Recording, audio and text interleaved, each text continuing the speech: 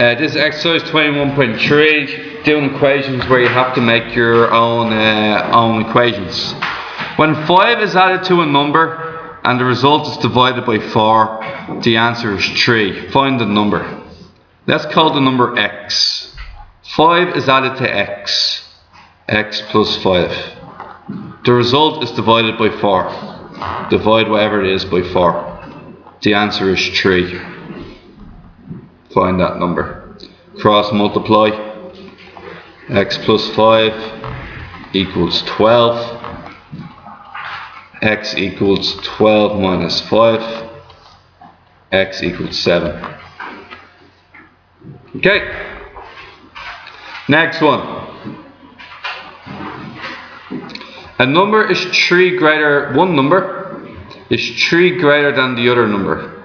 When 1/6 of the bigger number is taken from 1/3 of the smaller one, the result is 2. Find these two numbers. It's a bit more complicated. One number is 3 greater than another number.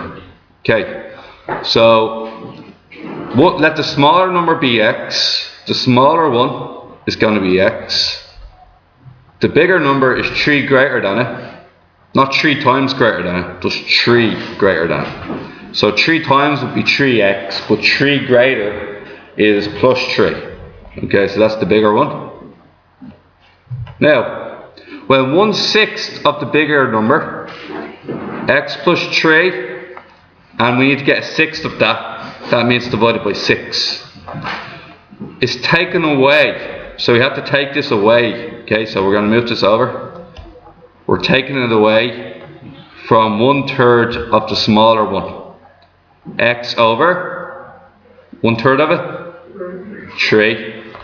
The answer is 2. So we're going to do what we did in the last exercise. Going to turn them all into sixths. 6 top, 6 in the bottom. This one's already 6, so there's no problem there. Just remember there's a 1 in there. So it's going to be minus 1 multiplied by x plus 3. The next part is 2 and 2. So let's see what happens here. What we get is we're going to get 2x minus 1 times x minus 1 times 3 minus x minus 3 all over 6 equals 12 over 6. The 6's cancel. What we're going to be left with is x. Bring over 3 over your side. We're going to be left with x equals 12 minus 3. X equals 9. Let's see if this works. Okay, let's see if our answer is actually true. Okay? If the number is 3 greater than another number, the smaller number is 9, the bigger number is 12. Would you agree with that? If 1/6 of the bigger number is taken from, so what's 1/6 of the bigger number? What's 12 divided by 6? 2.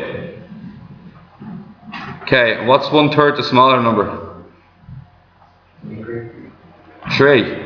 3 minus 2 is not 2. Have we made a mistake? Okay, let's figure this out. One number is 3 greater than the other number, x plus 3. When 1/6 is bigger than, when 1/6 the bigger number is taken from 1/3 the smaller one. So x over 3. Not 3x. It would be.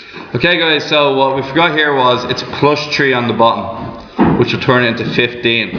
Okay, so it's always a good idea to check your answer. This way we found out there was a problem, because it didn't work. So this time it's going to be 15 is the smaller number. This makes 18 the bigger number. Now what's a sixth of 18? 3. What's a third of 15? What's 5 minus 3? Does this answer work? It does. Always a good idea if you have the time to test to check your answer. This is what's called verifying your answer. Okay?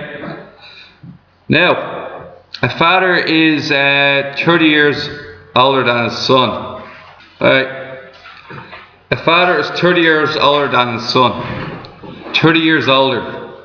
Okay?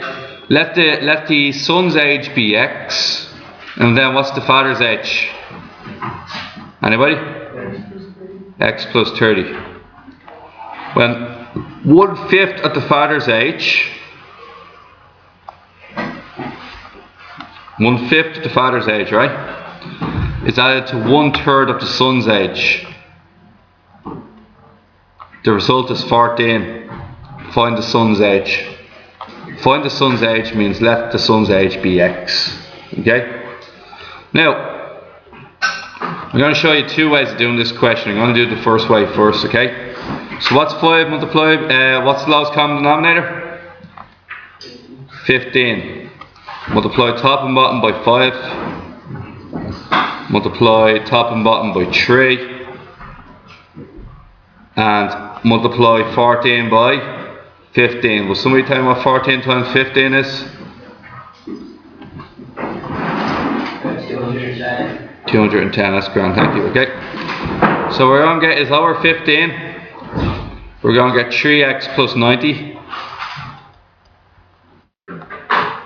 plus 5x equals 210 divided by 15. Now what's happening next? 3x plus 5x? Anybody? 8x, bring over to 90.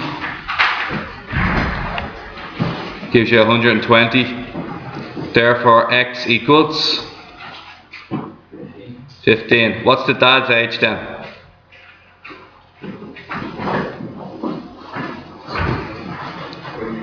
Dad's age is 45. Now, let's pretend we did this a completely different way, which can often happen, okay? So is everybody happy enough with that? Right, let's think of this from another point of view. Let's say, for instance, you said the father's age was X. Now, if the father's age is X, what does the son's age have to be? X minus 30. Let's try the same thing out. Do we get the same answer? Well, 1/5 the father's age, X over 5, is added to 1/3 of the son's age. The result is 14. Do what we did last time. That's going to be 15. We're going to multiply 14 by 15, right? We're going to multiply the top and bottom by 5. And this one we're going to multiply the top and bottom by 3. What we're going to get is, we're going to get 15 over here. We're going to get 3x. We're going to get 5x minus 150. We're going to get 210 on this side and 15 here. We're going to cross these out. We're then going to get 8x equals, bring that over, and we're going to get 360. What's x equal to this time? 360 divided by 8? 45. X equals 45. The dad's age is 45. That's not where we're asked. We're asked for the son's age. How do you get the son's age? Take away 30. And you get 15. Both methods give you the same answer. Okay? Alright guys.